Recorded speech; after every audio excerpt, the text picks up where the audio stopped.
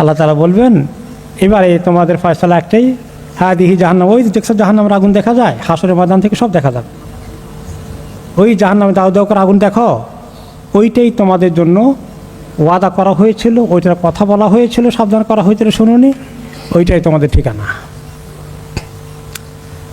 ইসলাউহাল ইয়াউমা বিমা কুনতুম তাকফুরুন, তোমরা আজকে এই জাহান্নামে প্রবেশ করো, তাই জাহান্নামের আগুনে জ্বলার জন্য প্রবেশ করতে থাকো। কেন? তোমরা যে কুফরি করেছিলে, আমার কথা মানোনি। কার কথা মেনেছিলে? শয়তানের কথা মেনেছিলে। আমার কথা শুনোনি, শয়তানের কথা শুনেছিলে। এখন তাদেরকে যখন হিসাব নেওয়া হচ্ছে, তাদের আমলনামা হাতে দেওয়া হয়েছে, তারা দেখে পড়ে তারা তো বুঝতেই পেরেছে যে কি মহা অন্যায় করেছে, যা সব লেখা হয়েছে। কেউ জানতো না চুরি করে গোপনে এত বড় গুনাহ করেছে, দুনিয়ার কোনো মানুষের খবর নাই, কোনো কোর্ট কাতারি থেকে এসে ধরা পড়েনি, কিন্তু সব লেখা হয়ে গেছে। তখন তারা সেখানে অস্বীকার করার চেষ্টা করবে। তখন তারা বলবে যে আল্লাহ, এইসব ফেরেশতারা তো সব উল্টোপাল্টা লিখে ফেলেছে আমাদের নামে, আমরা কি এগুলো করছি নাকি?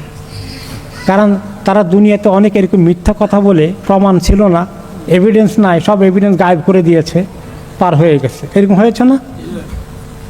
সব আলামত নষ্ট করে দিয়েছে, তাকে ধরা যায়নি, কোর্ট কাছারিতে প্রমাণ করা যায়নি।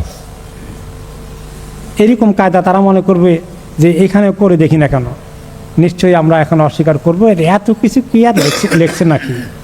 এত কিছু প্রমাণ কি পাওয়া যাবে নাকি? বা ওদের ওরা লিখেছে, লেখলেই তো প্রমাণ হলো না, আমরা অস্বীকার করব। এখন কেউ যদি মানে বিলাল দলিল দস্তাবেজ নিয়ে আসে, উনি এটা করেছেন, সেটা করেছেন, সেটা করেছেন, সেটা করেছেন, এখন একজনে ক্লেম করলো, লিখে রাখলো, আর সে যদি বলে আমি তো করি নাই, তো খামাখা লেখছে, এই বুদ্ধিটা কাজে লাগে কি না এটাও তারা ব্যবহার করবে। তারা বলবে যে আল্লাহ ইয়াকুল রব, যে আলম তুজনি মিনা জুলম, আপনি না বলেছেন আপনি কাউকে জুলুম করবেন না, বিনা দোষে কাউকে শাস্তি দিবেন না। ইয়াকুল বাল্লা বালা, আল্লাহ তাআলা বলবেন যে অবশ্যই আমি তো কাউকে জুলুম করব না, আর বিনা অপরাধেই কাউকে শাস্তি দেব না। ফায়াকুলুল আবদু ফাইনিল্লা উজিজু আলা নাফসি ইলা শাহিদাম মিন্নি, বলে যে এরা যে লেখছে ফেরেশতারা, এগুলো তো আমি একটাও স্বীকার করছি না, এটা আমার উপরে আসলে অন্যায় আচরণ করেছে, আমার ব্যাপারে বাড়াবাড়ি করা হয়েছে। এখন আমি যেগুলো বলেছি কোনো সাক্ষী তো আমার পক্ষে নাই, আর বিপক্ষে যারা আছে তারাও তো আমি অনেকেই পাবো না, তো কাজেই আমি নিজে বলবো যে আপনি আমাকে নিজের কথা আত্মপক্ষ সমর্থনের সুযোগ দেন। এটা তো ইনসাফের দাবি, কারণ দুনিয়ার কোর্টের মধ্যে আত্মপক্ষ সমর্থনের সুযোগ আছে, তো আল্লাহ এত হাকামুল হাকিমিন, ওনার কোর্টে আত্মপক্ষ সমর্থনের সুযোগ থাকবে না? এটা তো হয় না, আপনি তো আহকামুল হাকিমিন, আমার কথা বলার সুযোগ দেন। তো আল্লাহ তাআলা বলবেন সাক্ষী তুমি খুঁজে পাও না, তুমি এটা করেছ, কেউ নাই, ওরা খামাখা লিখেছে, তোমার আত্মপক্ষ সমর্থনের সুযোগ দিলাম, তোমার বডিকে কথা বলার পারমিশন দিলাম। কাফা বিনাফসিকা ইয়াউমা আলাইকা হাসিবা, তোমার নিজের বডি আজকে তোমার জন্য কি করবে, তোমার নিজেই তোমার জাজমেন্ট করো, তুমি নিজেই বিচার করো, তোমার কি শাস্তি হওয়া দরকার নাকি তুমি মুক্তি পাওয়া দরকার। ওয়াবিল কিরামিল কাতিবিনা শুহুদা, আর আমি যে কিরাম কাতিবিনকে লিখে রেখেছিলাম, রাখার জন্য দায়িত্ব দিয়েছিলাম, তারা তো আছে, এটা তোমার বিশ্বাস হয় না যদি, তাহলে সুম্মা ইখতামু আলা ফিহি, তাহলে তোমার থেকেই সাক্ষী নেব, আমি তোমার নিজের থেকেই সাক্ষী নেব, অতঃপর আল্লাহ তাআলা তার জবান বন্ধ করে দিবেন। ওয়া ইউকালু লিজাওয়ারিহি উনতুকি, আল্লাহ তাআলা তখন তার বডির অঙ্গগুলোকে বলবেন তোমরা এক একটি কথা বলো, চোখ দিয়ে কি গুনাহ করেছে, মুখ দিয়ে কি গুনাহ করেছে, হাত দিয়ে কি গুনাহ করেছে, প্রত্যেকটি অঙ্গ কথা বলছে। ফানাতাকা বিআমালিহি, অথবা সে তাদের সমস্ত কাজগুলো যখন তার নিজের চোখ, নিজের মুখ, নিজের বডি যখন কথা বলছে, তখন সে বলবে, আল্লাহ তাআলা বলেন যে শরীরকেও, তার শরীরের চামড়াকেও কথা বলার অধিকার দেওয়া হবে। তখন তারা বলবে নিজের অঙ্গকে, আরে তোমাদের পক্ষ থেকেই তো আমি এই কথাগুলো বলছি, আগুনে যখন জ্বলবে আমার চোখ, তুমিও তো জ্বলবা, কান জ্বলবা, হাত জ্বলবা, পা জ্বলবা, তা আমার জিহ্বা জ্বলবা, তোমরা কেন আমার বিরুদ্ধে সাক্ষী দাও, তোমরা তো জ্বলবা। তখন তারা বলবে যে আমাদের সৃষ্টিকর্তা আমাদের কথা বলার হুকুম দিয়েছেন, কথা আমাদের বলতেই হবে। আন্তাকান আল্লাহ আন্তাকা কুল্লা শাই, শরীরের চামড়া কথা বলবে, সেই আল্লাহ আমাদের জবান খুলে দিয়েছেন, যে আল্লাহ সমস্ত কিছুকে কথা বলার নির্দেশ দিয়েছেন। তুমি কি মনে করছো আমরা চুপ করে থাকতে পারবো? সে অথরিটি আমাদের আছে। সে বলবে বদান লাকুন্না ওয়াসাহকান ফানকুন্না কুনতু উনাদিল। তখন সে বলবে দূর হও তোমার আমার অঙ্গ প্রত্যঙ্গগুলো, তোমাদের কপালে মুসিবত নেমে আসছে, তোমাদের পক্ষ থেকে তো আমি এতক্ষণ পর্যন্ত কথাবার্তা বলে কাটিয়ে যাওয়ার চেষ্টা করছিলাম, তোমরাই আমাকে আজকে টেনে আনলে। তখন অঙ্গ প্রত্যঙ্গের প্রতি তার বিষেধঘাত সৃষ্টি হবে। এমন কঠিন একদিন আসছে, আল্লাহ আমাদেরকে মাফ করুন। আল্লাহ তাআলা আমাদেরকে সেই কঠিন পরীক্ষা কীভাবে পাশ করাবেন সেই দরখাস্ত আমাদেরকে রাত দিন দিতে হবে। তারপরে আল্লাহ তাআলা বলেন, এরা যে এই সীমালঙ্ঘন করছে, হে নবী রাসূলুল্লাহ সাল্লাল্লাহু আলাইহি ওয়াসাল্লাম কী কষ্ট দিচ্ছে, আম্বিয়া কেরামকে যুগে যুগে কী কষ্ট দিচ্ছে, কত আম্বিয়াকে হত্যা করেছে, সাহাবাদেরকে হত্যা করেছে, দিনের পথে চলার কারণে কত মানুষকে শহীদ করে দিয়েছে। যুগে যুগে জালিমরা, প্রত্যেকটি যুগে এটা হয়েছে। তো এই সমস্ত জালিমদের তখন অপ্রতিরোধ্য ক্ষমতা নিয়ে তারা মনে হয় যেন টিকে আছে। আল্লাহ তাআলা সেই জালিমদেরকে লক্ষ্য করে বলছেন, ওয়ালাউ নাশাউ লাতামাসনা আলা আয়ুনিহিম ফাস্তাবাকুস সিরাতা ফাআন্না ইউবসিরুন। এই মানুষগুলো এত অপরাধী, আল্লাহর পক্ষ থেকে পাওয়া নিজের জীবন, নিজের শরীর, নিজের দেহ, নিজের অঙ্গ প্রত্যঙ্গ, এগুলাকে আমি যদি একটু অচল করে দিই কোনো জায়গায়, আমি তার চোখটাকে যদি একটুখানি চোখের দৃষ্টি সরিয়ে নিয়ে যাই, অন্ধ করে দেই, তাহলে কি হবে? ফাস্তাবাকুস সিরাত, তখন সে রাস্তা খোঁজার চেষ্টা করবে, কোন দিকে যাবে, উত্তরে যাবে না দক্ষিণে যাবে, বামে যাবে না ডানে যাবে, কিছুই তো আর তাকে সে করতে পারবে না। ফাআন্না ইউবসিরুন, সে কীভাবে রাস্তা দেখবে? আমি তাকে চোখ দিয়েছি রাস্তা দেখার জন্য। আর এটি হলো ফিজিক্যাল। আর স্পিরিচুয়াল ভাবে যে মানুষকে যদি আল্লাহ অন্ধ করে দেন, তাহলে এই লোকটা চোখ থাকা সত্ত্বেও অন্ধ, তার অর্থ কী? সে ভালো কিছু দেখে না, তাই না? ভালো কিছু তার চোখে পড়ে না। তো তেমনি এদের যে হৃদয়ের চোখ নাই, কোনটা হক রাস্তা কোনটা না হক রাস্তা, এটাও তারা চিনতে পারে না, বুঝতে পারে না। বাতিল তরিকার উপরে থেকে, অন্যায় পথে থেকে সে নিজের জীবনকে ধ্বংস করছে। তো তাকে চাইলে তো আমি এভাবে অন্ধ করে দিতে পারি। তাদের যদি সীমা লঙ্ঘন করে, তাহলে তার দিলের মধ্যে আমি এরকম অন্ধত্বই ঢুকিয়ে দেবো, আর কোনোদিন সে হক রাস্তা চিনতে পারবে না। ওয়ালাউ নাশাউ লামাসাখনাহুম আলা মাকানাতিহিম ফামাস্তাতাউ মুদিয়ান ওয়ালা ইয়ারজিউন। আমি যদি চাই তাকে সুঠাম দেহের মানুষটিকে, সুঠাম দেহের অধিকারী, স্বাস্থ্য ভালো, সব ঠিক আছে, আজকে খুব গর্বের সাথে চলে, অনেক দাপটের সাথে চলে, তার কোনো অসুবিধা নেই, অসুস্থও নয়, অনেক শক্তিশালী মনে করে নিজেকে, আমি চাইলে তার জায়গার মতো তাকে এখানেই তার আকৃতির মধ্যে পরিবর্তন দিতে পারি, তার শরীরকে এই মুহূর্তেই আমি এমন কিছু লণ্ডভণ্ড করে দিতে পারি।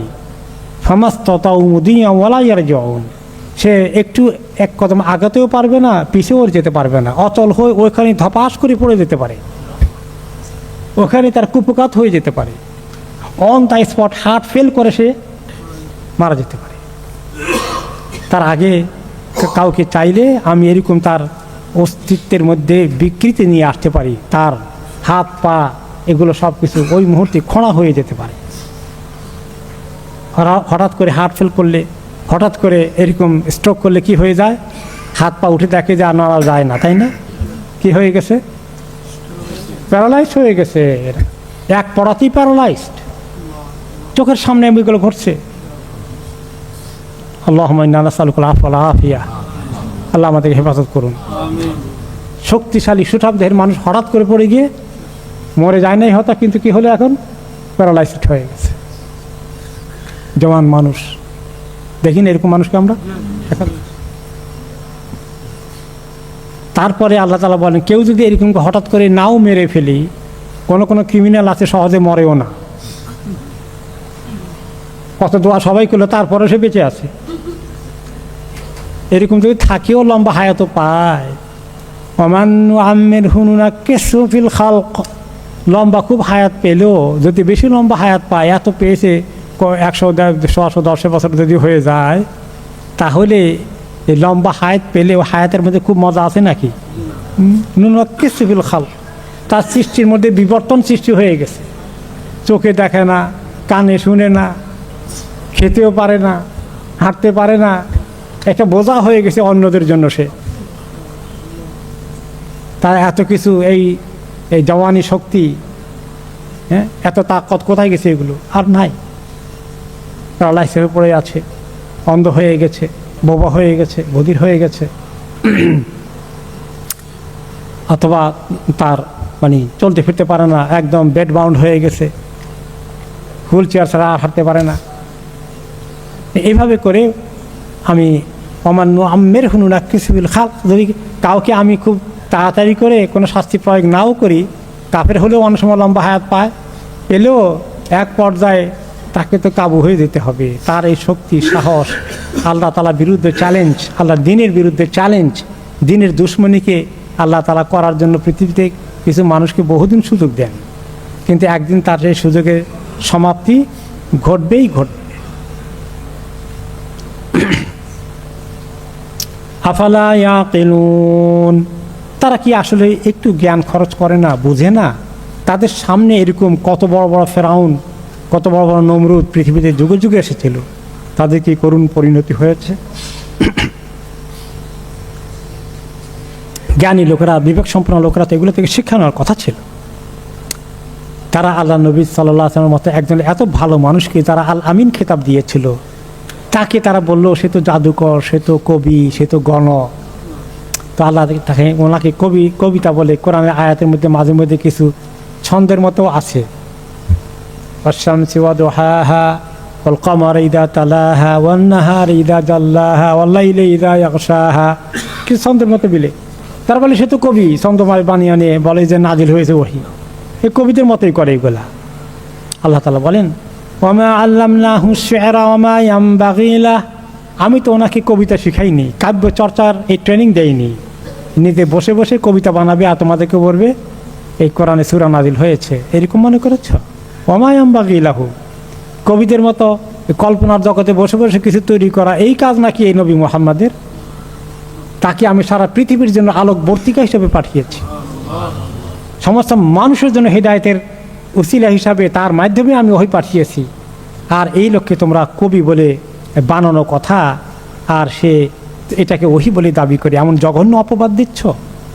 যারা দ্বীনের ইসলামের কাজ করে তাদের বিরুদ্ধে জঘন্য অপবাদ এই জমানায় আছে কিনা? যারা দ্বীনের জন্য কাজ করে, আল্লাহর জান্নাতে যেতে চায়, তাদেরকে কত রকমের খুনি, ডাকাত, কত রকমের কিছু বানিয়ে তারা সাজায়, মামলাও করে, মামলাও হয় তাদের কোর্টে। এগুলোতে তাদেরকে ফাঁসিও দেয়, মন গড়া কাহিনী জোগাড় করে। সাক্ষী খুঁজে না পাওয়া গেলেও কত কষ্ট করে, কত রকম বেকায়দা করে। আরে কিয়ামতের দিন আল্লাহর সামনে দাঁড়াতে হবে কিনা? সুবহানাল্লাহ। তো এগুলো তার জন্য মানায় না, এগুলো তার জন্য নয়। সে তো এসেছে কবিতা চর্চা করার জন্য নয়। তোমরা এই কোরআনকে কাব্য চর্চা হিসাবে উড়িয়ে দাও। ইন হুয়া ইল্লা যিকরুন ওয়া কুরআনুম মুবিন, তিনি ওয়াহী হিসাবে তোমাদের কাছে যা কিছু পেশ করেন এগুলো হচ্ছে জিকির আর সুস্পষ্ট কোরআন, যে কোরআনের মধ্যে কোনো অস্পষ্টতা নেই, ভেরি ক্লিয়ার মেসেজ যেখানে রয়েছে। তো জিকির শব্দের অর্থ কি?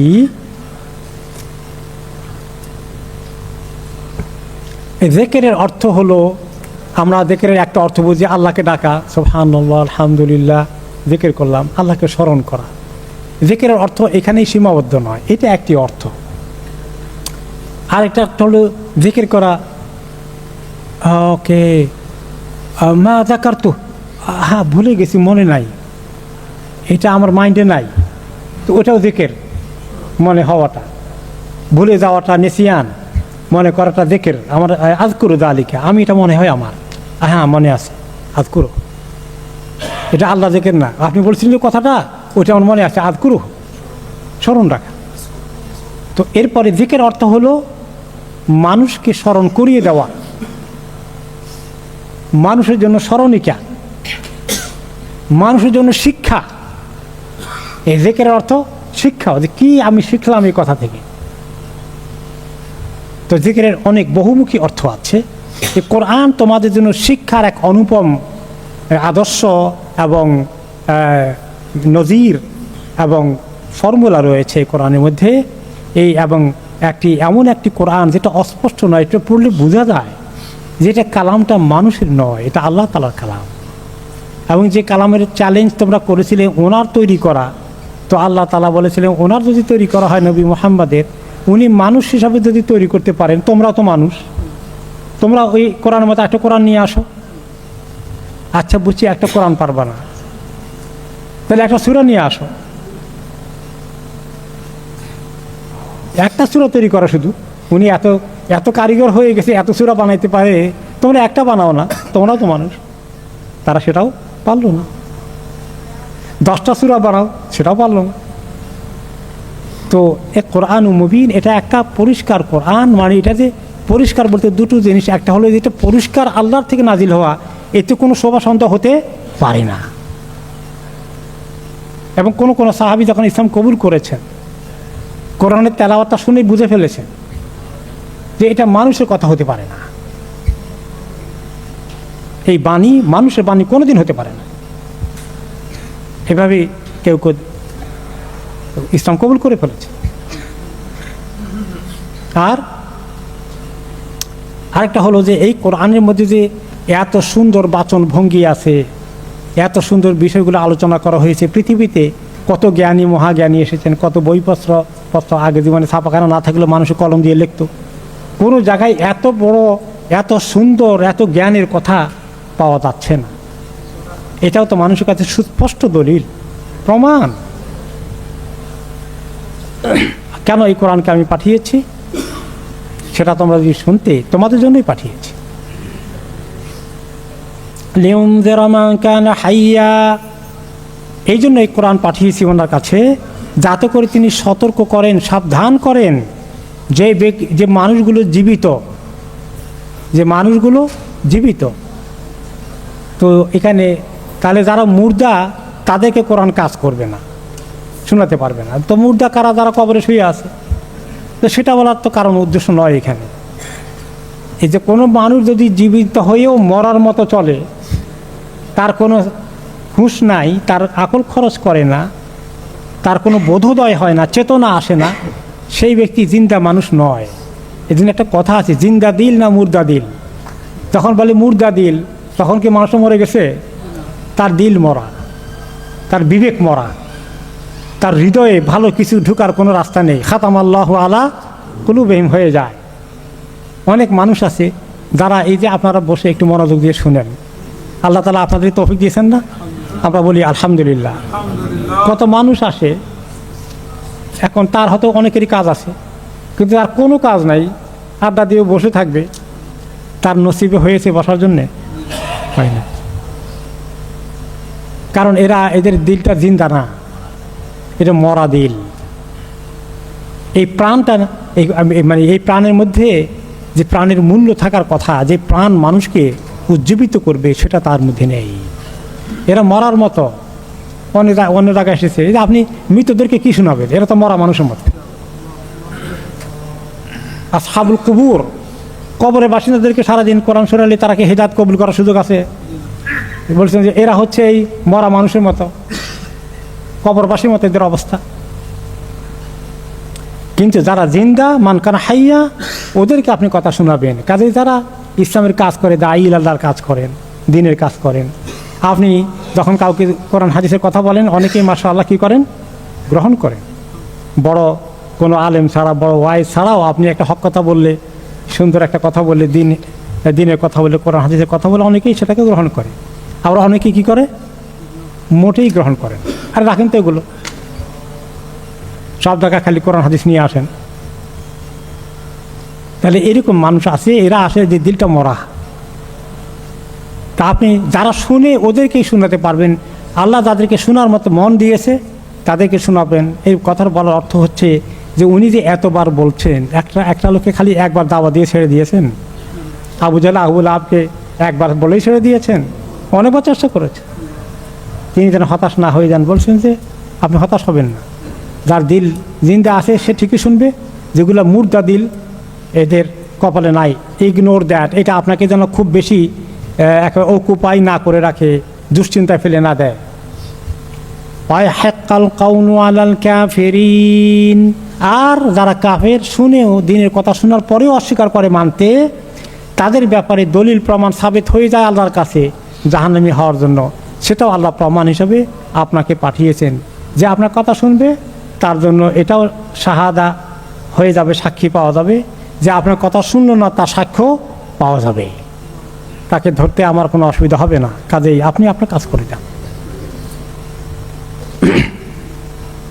আওয়ালাম ইয়ারাউ আন্না খালাকনা লাহুম মিম্মা আমিলাত আইদিনা আনআমা ফাহুম লাহা মালিকুন।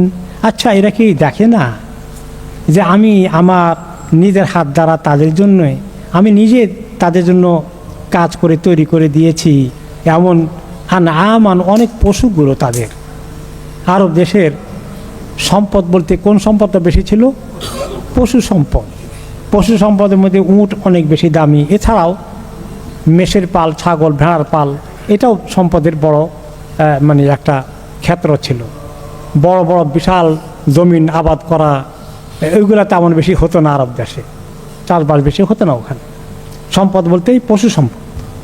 এই যে তাদের যারা বড় লোকগুলো আছে, আবু জাহল আবু লাহাব, এরা তো অনেক সম্পদের মালিক। এরকম সম্পদগুলো তাদের যে উটের বহর আছে, ছাগলের পাল, ভেড়ার পাল আছে, যেগুলো আমি তাদের জন্য আমার হাতে তৈরি করে আমার সৃষ্টি, যেগুলো তারা সম্পদের অধিকারী হয়েছে পশুগুলো, ফাহুম লাহা মালিকুন, আজকে তারা এদের মালিক হয়েছে।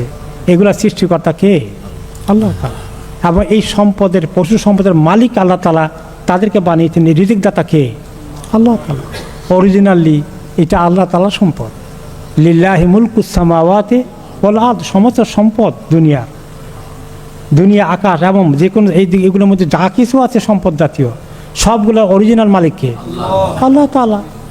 ধনীকে আল্লাহ বেশি দিয়েছেন, গরিবকে আল্লাহ কম দিয়েছেন, কাউকে আল্লাহ মাদারি তরিকায় দিয়েছেন, কাউকে আল্লাহ নিঃস্ব করেছেন। তো এগুলো তো আমার কাছ থেকে পাওয়া সম্পদ। এই সম্পদ তাদেরকে আজকে অনেক স্পর্ধা, অহংকার সৃষ্টি করে দিয়েছে। ওয়াযাল্লালনাহা লাহুম ফামিনহা রাকুবুহুম ওয়া মিনহা ইয়াকুলুন, আর এই পশুগুলোকে আমি তাদের অনুগত করে দিয়েছি, তাদের আয়ত্তে এনে দিয়েছি, তাদের কন্ট্রোলে এনে দিয়েছি।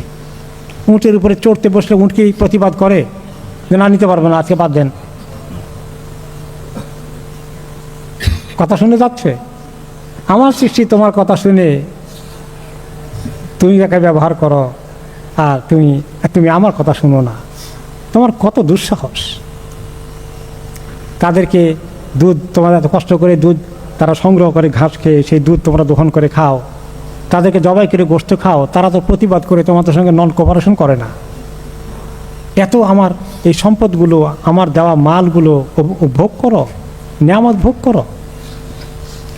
ওয়াযাল্লালনাহা, এগুলাকে তোমাদের অনুগত করে দিয়েছি। ফামিনহা রাকুবুহুম ওয়া মিনহা ইয়াকুলুন, কোনোটার উপর তোমার সওয়ার হও, আর কোনোগুলোকে জবাই করে তোমরা খাও। ওয়ালাহুম ফিহা মানাফিউ ওয়া মাশারিব, আর তাদের মধ্যে তোমাদের জন্য অনেক ফায়দা আছে, আর পান করার যথেষ্ট ব্যবস্থা আছে। কি পান করা হয়? পশু থেকে দুধ পান করা হয়। আরব দেশে এটা ছিল সবচেয়ে বেটার ড্রিঙ্ক, সবচেয়ে বেস্ট ড্রিঙ্ক। তাদের কাছে শরবত বলতে দুধের শরবত ছিল নাম করা, মানে এটাকে যে আমাদের মাঠা দিয়া বানাই না, দই দিয়া ঘোল বা লাচ্ছি বানাই, ওই রকম দুধ দিয়ে তারা এগুলো বানাতো। এটাই ছিল আরবের সেরা ড্রিঙ্ক, এবং এই ড্রিঙ্কটা কিন্তু অনেক স্বাস্থ্যকর। তো এইগুলো তোমরা এখানে ড্রিঙ্ক করো। এমনকি উটের পেটের মধ্যে প্রচুর পানি ধরে রাখা যায়। তারা যখন মরুভূমিতে 100-200 মাইল পাড়ি দেবে, তখন উটকে ভালো করে পানি খায়। উট 6 মাস চলতে পারে এই পানি খেয়ে। সব খায় না, পেটের ভিতরে ধরে রাখে। পেটের ভিতরে এরকম ভাণ্ডের মতো আছে, ওইখানে পানি ধারণ করে অনেক।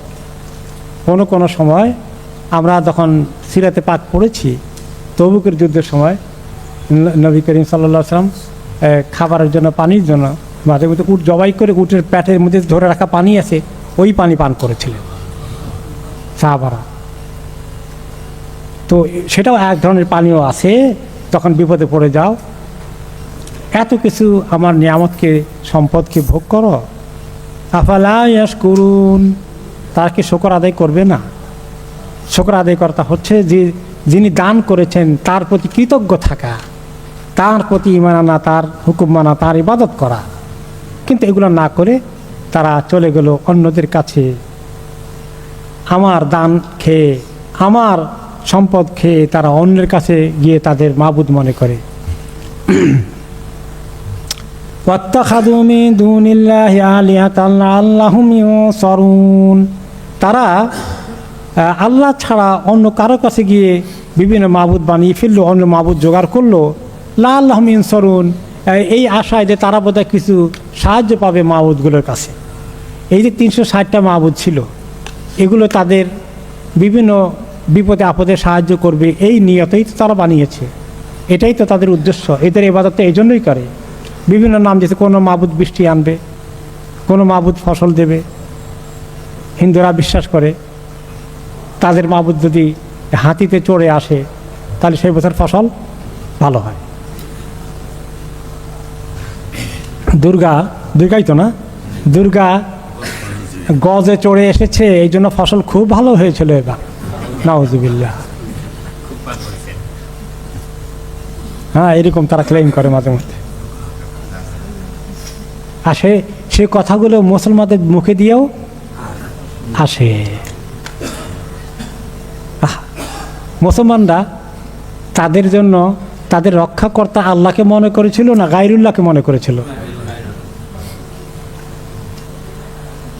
যে গায়রুল্লাহকে নিজের রক্ষা কবচ মনে করে, আল্লাহ তাআলা তার এক্সাম্পল কোরআনে কি দিয়েছেন? তার উদাহরণ হচ্ছে মাকড়সার জাল। মাকড়সার জাল বানায়, মাকড়সা ওখানে খুব নিরাপত্তায় থাকবে, বাচ্চাটা গিয়ে ফু দিলেও উড়ে যায়। তো মুসলমান নামধারী লোকেরা যখন গায়রুল্লাহর কাছে এভাবে নিজের রক্ষার দায়িত্ব দিয়ে বসে নিরাপদ থাকে, তাদেরকে আল্লাহ তাআলা দেখিয়ে দেন যে সমস্ত ক্ষমতা কার হাতে? আল্লাহ তাআলা।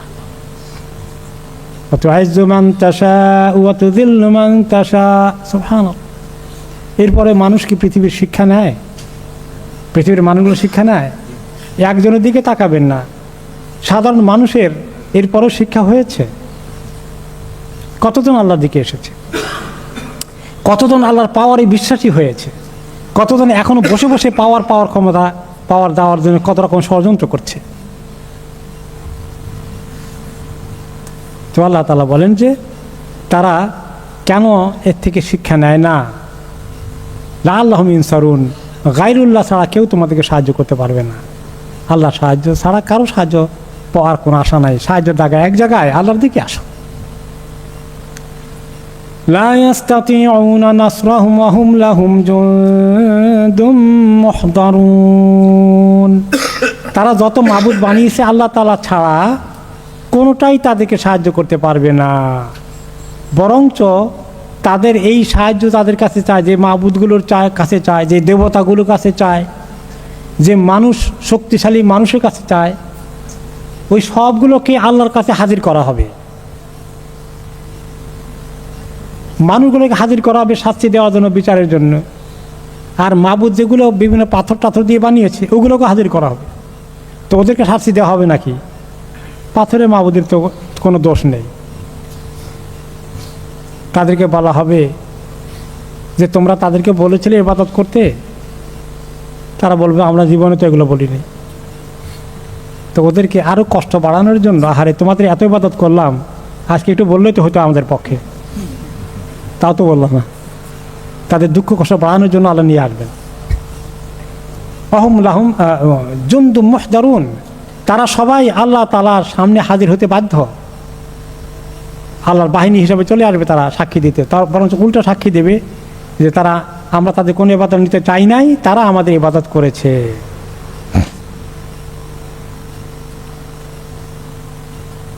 ফালা ইয়াহযুনকা কাউলুহুম ইন্না না'লামু মা ইউসিররুনা ওয়া মা ইউ'লিনুন। হে নবী, আপনি অনেক কষ্ট পান জানি। তারা আপনাকে বলে আপনি হলেন জাদুকর, আপনি কবি, আপনি এগুলো রচনা করে ঘরে বসে বসে তৈরি করে অমুকের খ্রিস্টান পাদ্রীদের কাছ থেকে শিখে এসে এরপরে আপনি ক্লেম করেন যে আপনার কাছে সূরা নাজিল হয়েছে। এত জঘন্য অন্যায় অপবাদ আপনার ব্যাপারে দেয়, আপনার খুব কষ্ট হয় আমি জানি এগুলো শুনতে। একজন ভালো মানুষকে যদি মানে নকল জিনিসের অপবাদ দেয়, মানুষের খারাপ লাগে না? রাসূলুল্লাহ সাল্লাল্লাহু আলাইহি ওয়াসাল্লাম নিজের স্বাভাবিকভাবেই খারাপ লাগে। অপর দিক থেকে আরও কষ্ট লাগে, আমার জাতিকে আমি চাই আল্লাহর দিকে আনতে, কিন্তু তারা শয়তানের রাস্তায় চলতে থাকে, এটাও ওনার কষ্টের কারণ হয়। তো আল্লাহ তাআলা বলেন আপনি এগুলো নিয়ে খুব দুশ্চিন্তাগ্রস্ত হবেন না। ইন্না না'লামু মা ইউসিররুনা ওয়া মা ইউ'লিনুন। আমি জানি তারা সারাদিন গোপনে প্রকাশ্যে কি বলে, আপনার বিরুদ্ধে কি দুশ্মনী করে, কি ষড়যন্ত্র করে, আমি সব কিছু খবর রাখি। আপনি নিশ্চিন্তে আপনার কাজ করে যান, দুশ্চিন্তা করার কোনো দরকার নেই, এসব দায়িত্ব আমাকে ছেড়ে দেন, আমি তাদের এগুলো ডিল করছি। আওয়ালাম ইয়ারাল ইনসানু আন্না খালাকনাহু মিন নুতফা ফাইদা হুয়া খাসিমুম মুবিন। মানুষকে কি দেখে না যে আমি তাদেরকে কিভাবে, এই মানুষ যে মানুষের এত শক্তি, এত ক্ষমতা, এত দাপট, তার হাতে সমস্ত ক্ষমতা এসে গেছে, সে মনে করে তার অরিজিনটা কি? তার অরিজিন হলো এক ফোঁটা মণি। মানুষকে দেখে না তার সৃষ্টির আসল মূল কোত্থেকে? মিন নুতফা, এক ফোঁটা পানি থেকে। আর এই পানি থেকে হয়ে মায়ের পেটে বড় হতে হতে মানব শিশু জন্ম নিয়ে এত বড় হয়ে এত শক্তি ক্ষমতা অধিকারী হয়ে আজকে সে চ্যালেঞ্জ করে বসেছে, আল্লাহকেও পারলে চ্যালেঞ্জ করে। এই পর্যায়ে মানুষ চলে যায়। ফাইদা হুয়া খাসিমুম মুবিন, সে অনেক ঝগড়া করে, আল্লাহর ব্যাপারে ঝগড়া করে, নবীর ব্যাপারে ঝগড়া করে, ইসলামের ব্যাপারে ঝগড়া করে, এগুলোকে দুশ্মনির টার্গেট বানায় সে। আল্লাহর দিনের দুশ্মনী করা মানে কার বিরুদ্ধে দুশ্মনী করা? আল্লাহর দুশ্মনী করা। যে লোকটা দিনের কাজ করে তার বিরুদ্ধে দুশ্মনী করা মানে কার দুশ্মনী করা? আল্লাহ দুশ্মনী করে। তাহলে কোনো মানুষের দুশ্মনী করে না সে, খাসিমুম মুবিন, সে আল্লাহর দিনের বড় দুশ্মন হয়ে যায়। কোন একটা ব্যক্তির, অমুক ব্যক্তির, অমুক লোকগুলোর সে দুশ্মন নয়, সে আল্লাহর দুশ্মন। ওয়াদরাবা লানা মাসালান ওয়া নাসিয়া খালকাহ ক্বালা মান ইউহয়িল ইযামা ওয়া হিয়া রামীম। আর সে আমার জন্য উদাহরণ দেয় এবং সে বলে যে উদাহরণ দিয়ে, তখন তাদেরকে বলা হয়েছিল যে মানুষকে একদিন হাসরের ময়দানে জীবিত করা হবে, বাবা আদম থেকে শুরু করে এই পর্যন্ত কিয়ামত পর্যন্ত যত মানুষ আসবে সবাইকে আবার সৃষ্টি করা হবে, সবাইকে জিন্দা করা হবে, পুনর্জীবিত করা হবে। এটা তাদের বিশ্বাস হয় না। আধুনিক সমাজে যারা বস্তুবাদী মানুষ, যারা দিন ইসলামে বিশ্বাসী নয়, তারা মনে করে ইহকালই শেষ, পরকাল বলতে কিছু নেই। নাস্তিক মার্কা লোকগুলো যারা ধর্মে বিশ্বাসী না, তারা কি মনে করে পরকাল বলতে কিছু আছে? কমিউনিস্ট, বামপন্থী, নাস্তিক আহমদ শরীফের কথা মনে আছে? সে কবরে বিশ্বাস করে না। সে কি বলেছিল? আমি মরে গেলে আমার শরীরকে কবর দিও না। ঢাকা ইউনিভার্সিটির শিক্ষক ছিল, অনেক বড় নাস্তিক। হ্যাঁ, জাদুঘরে আমার লাশ রেখে দিও। এখন কোন হালতে আছে আল্লাহ ভালো জানেন। তো এরকম তারা অবিশ্বাসী। তা আল্লাহ তাআলা বলেন যে আরব লোকেরাও বলতো যে মানুষ মরে একদিন, যারা হাজার হাজার বছর আগে মারা গিয়েছে, তাদের মাটিতে দাফন করা হলেও এখন তাদের বডিটা কি আস্ত আছে? গোশত সব শেষ। হাজার হাজার বছর পরে হাড্ডিও থাকে না। হাড্ডি কি হয়ে যায়? রামিম হয়ে যায়। রামিম অর্থ কি? পাউডারের মতো, একদম পাউডারের মতো হয়ে যায়। যে এই পাউডারের মতো হয়ে যাওয়া, এই হাড্ডিও নাই আস্ত, তাদেরকে আবার আল্লাহ জিন্দা করতে সক্ষম হবেন? ওয়াহিয়া রামিম। তখন আল্লাহ তাআলা বলেন যে হ্যাঁ, আল্লাহ জিন্দা করবেন। قل يحييها الذي أنشأها أول مرة وهو بكل خلق عليم। আপনি বলে দিন যে হ্যাঁ, তোমাদেরকে আবার চিন্তা করবেন সে আল্লাহ, তিনি প্রথম দিন তোমাদেরকে সৃষ্টি করেছিলেন, তিনি প্রথমবারের মতো সৃষ্টি করেছিলেন, তিনি সব কিছু সৃষ্টি করতে সক্ষম, সব কিছু সম্পর্কে তিনি জ্ঞানী। তুমি আগের মানুষটা কোন মানুষ ছিলে, ওই মানুষ অন্য মানুষের সঙ্গে মিশে গিয়ে উল্টোপাল্টা হয়ে যাবে, তাও হবে না। এবং তুমি যে তুমি আবার একসঙ্গে যদি গণকবর দেওয়া হয়, একটা হাড্ডির ভিতরে ঢুকে যায়, এরকম জালিমটা করে তো এরকম, তাই না? গণকবর দিয়েছে না তো, দিলে এখানে সবগুলা যখন আল্লাহ জিন্দা করবেন, কোনটার হাড্ডি কোনটার ভিতরে গিয়ে ঢুকবে এরকম হবে নাকি? প্রত্যেকের আপন অস্তিত্ব নিয়ে এমনভাবে আসবে যে কোনোটার মধ্যে কোনো কনফিউশন সৃষ্টি হবে না। এইরকমভাবে আল্লাহ প্রমাণ দিয়ে দিয়ে মানুষকে আল্লাহ তাআলা বুঝাচ্ছেন সে আল্লাহর দিকে আসতে, কিন্তু মানুষ আল্লাহ তাআলার দিকে আসতে চায় না। তারা এখনও বিশ্বাস করে বহু রকমের এটা সেটা করে আমরা যদি আমাদের দুনিয়াতে নিজেদের মজবুতি অবস্থানে ফিরে আসতে পারি, নিজেদের দুনিয়া ঠিক করতে পারি, এই চিন্তা এখনও করে। আল্লাহর কাছে যাওয়ার চিন্তা এখনও কেউ করে না এই মানুষগুলো। আল্লাহ তাআলা এরকম মানুষগুলো থেকে, এরকম হওয়া থেকে আমাদেরকে হেফাজত করুন। আমাদেরকে আল্লাহ রাব্বুল আলামিন আখিরাতে পরকালে বিশ্বাসী হওয়ার মধ্যে এই ফায়দা, প্রত্যেকটি কাজ করতে গিয়ে চিন্তা করবো আল্লাহর কাছে হিসাব দেওয়া লাগবে। আমরা যেন সেই রকম হিসাব আখিরাতের কথা মনে রেখে রেখে প্রত্যেকটি জীবনের লেনদেন চলাফেরা কথাবার্তা করতে সক্ষম হই। আল্লাহ তাআলা তৌফিক দান করেন।